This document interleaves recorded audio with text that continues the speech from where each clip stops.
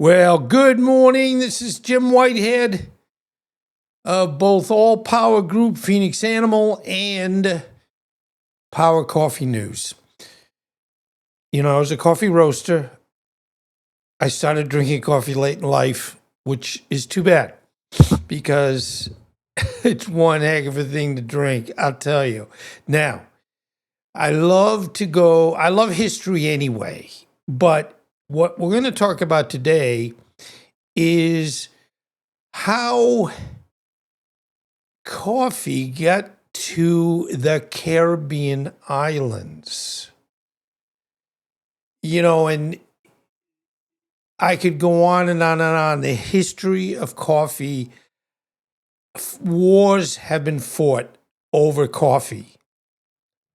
And or coffee has gotten in the middle of strifes that isn't directly related to the coffee, but it negatively affects the coffees. But what we're going to talk about today is how a brave person,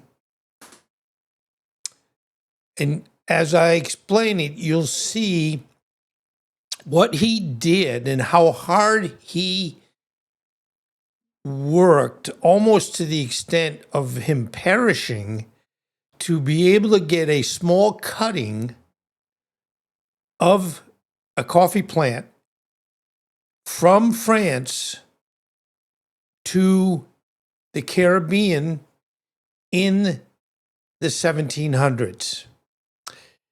Anyway, the title of this, The Smuggler Who Stole Coffee from France, the year 1723. Europe was obsessed with coffee. Now, in general, the whole world is obsessed with coffee.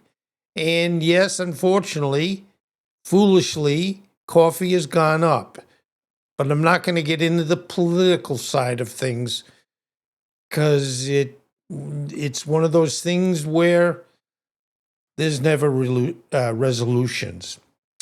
But in the early 1700s, coffee plants were guarded like gold.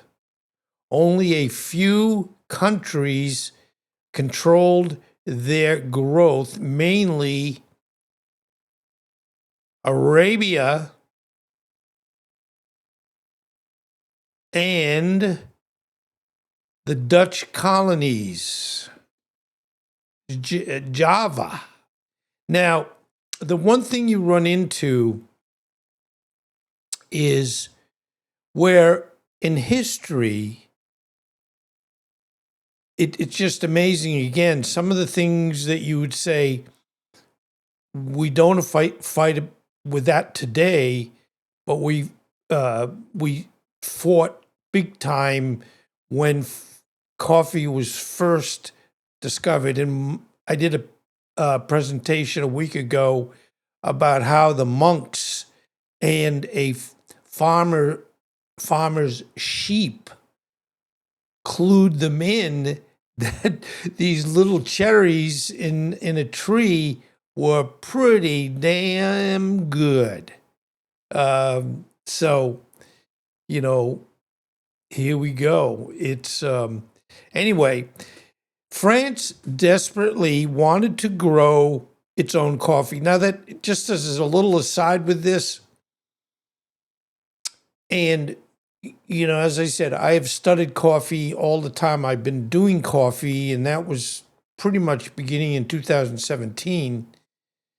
But I guess anybody thought if you had sun and water and you were able to get a cutting of a coffee plant, which in itself wasn't easy because people would say, you're stealing something that is so wonderful that I'm going to shoot you. I mean, really, it was so, how would you say, such a battle for people to get coffee, and grow coffee. And that is the key right there, grow coffee.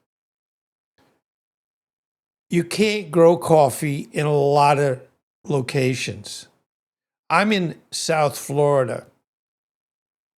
And generally speaking, because of our, let's say, our low altitude, but our climate, coffee does not grow well anywhere in Florida. I think they do a little bit in California, but it isn't where you'd say, wow, California is taken over as the coffee capital of the world. No, it doesn't. In essence, there is what we call a bean belt that runs around the equator.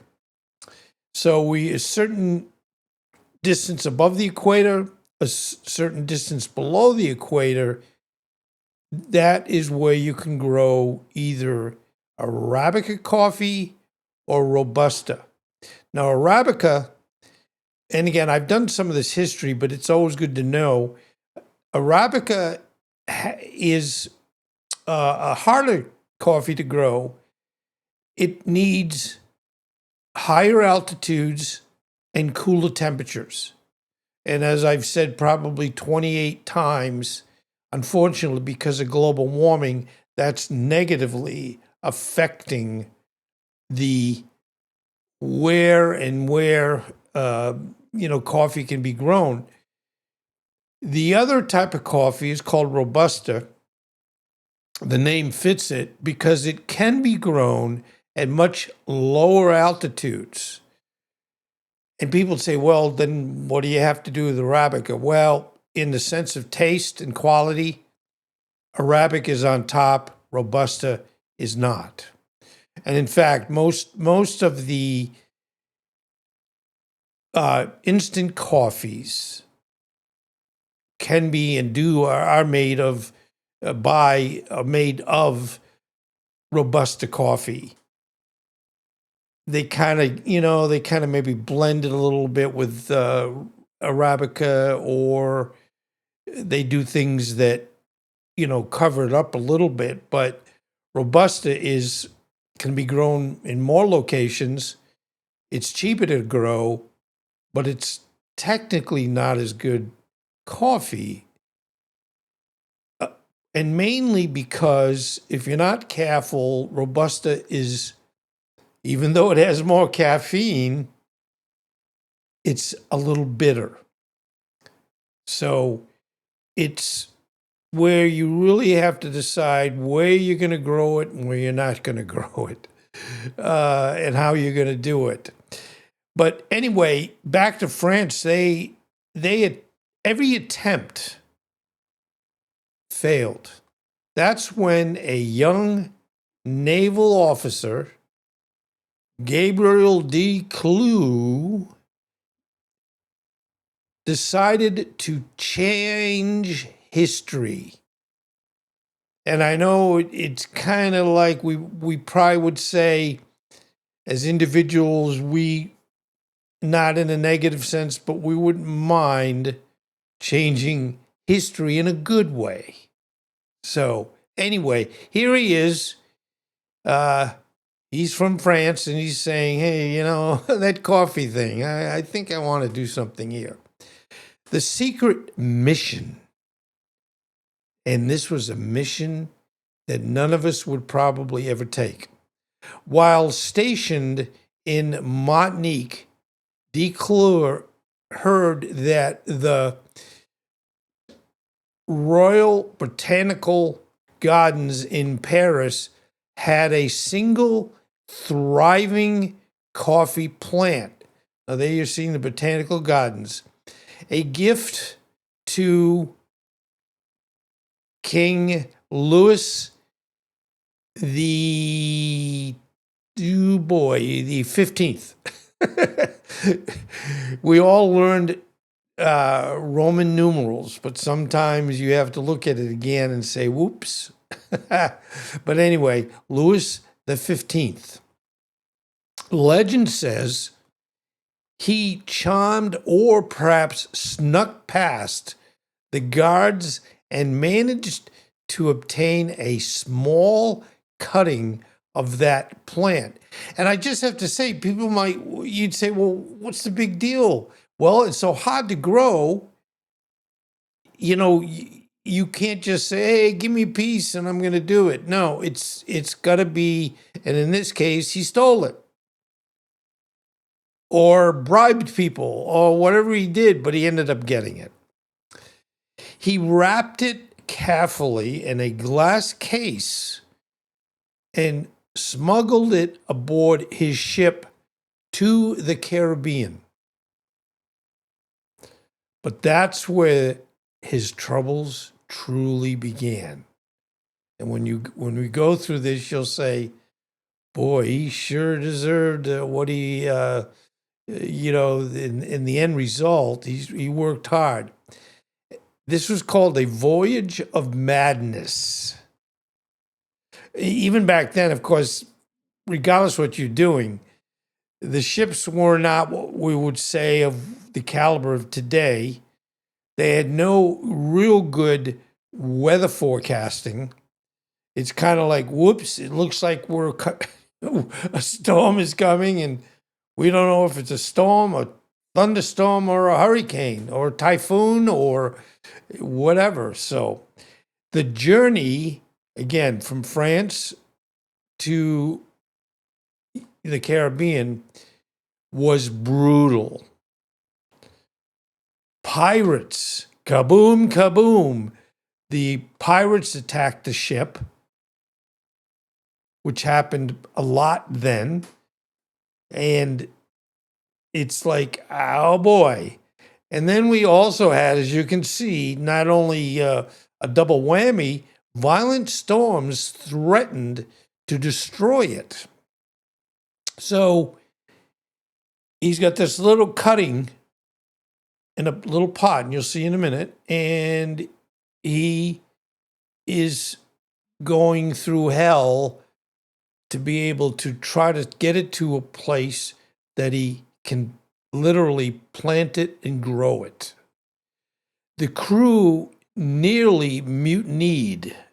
They were so pissed, and they excuse my language, they probably said, "Why are we doing this for this stupid little plant?" But he said, "I'm not giving up." So anyway, to make things worse, and the worst of all, water ran out. You can see that's the water barrel, and I'm just going to tell you, there's not a lot of water there. And he's like, "Oh my God, what am I going to do? I have to keep this plant watered." And of course, as you know, uh, plants don't like salt water, and human beings can't drink salt water, even though you'd think, well, it's water. Well, unfortunately, because of the salt, it really screws your body up. And obviously, plants can't grow in it. The ration of the water was cut in half to a half of a cup a day. So everybody on the ship only could have one half a cup of water a day. DeClure later wrote that he shared his own water with the coffee plant, even as he suffered from thirst under the burning tropical sun. And as we know, I live in South Florida. I was in the east side of South Florida. Now I'm on the west side of South Florida. And guess what? It's cool today, and it's been cool the last couple of days. But generally, especially in the summer, it's ridiculously hot. 95, 97, 98, 100 degrees. Feels like it's 110. Anyway, he whispered to it each night. In other words, he was saying, this is what is going to take care of me for my life, and I'm doing something very good. So anyway, you and I, and then again, he's talking to the plant. I don't blame him. He is having such a tough time. I would probably talk to the plant too. I will bring a new taste to the world. So a new beginning. After months at sea, the battered ship limped into Martinique. Declue planted his precious coffee cutting on the hillside overlooking the Caribbean. So there he is. He's saying, I got one cutting and I'm going to be talking to it every day, every night, making sure it gets plenty of fresh water, and we're going to hopefully see it flourish. Anyway, within years, that single plant gave rise to thousands of coffee trees, the ancestors of nearly all coffee now grown in Central and South America came by what he did by bringing that little cutting from France to the Caribbean. Every cup from Colombia, Brazil, Costa Rica, and beyond can trace its lineage back to Gabriel de Clure's single smuggled plant. As another point, I love Ethiopian coffee. It's great. And yes, I did read 2 years back or more how hard and wars were fought over the whole coffee aspect. So, this would be almost better than gold. Now, the legacy. Historians debate whether every detail of Declure's account is true, but the outcome is real. His daring act changed global trade, agriculture, and culture forever. So the next time you sip a cup of Latin American coffee, you might just be tasting the legacy of one of man's thirst and courage. Unbelievable. And here you see the plants being grown. Now they're trees. And I don't want to, it makes it sound like it was real easy, not getting there. But even growing, coffee, they have, especially Arabica, is very prone to disease, storms, of course. So it's not uncommon that, coffee farmers have big challenges they have to keep overcoming. So, anyway, that is the story of how coffee got to the Caribbean. Now, one thing I felt bad about, as you know, recently with Melissa, the hurricane, Jamaica got, damaged big time, especially the west side of Jamaica. Now, one of the famous coffees is called, and it's grown in Jamaica, is Jamaican Blue.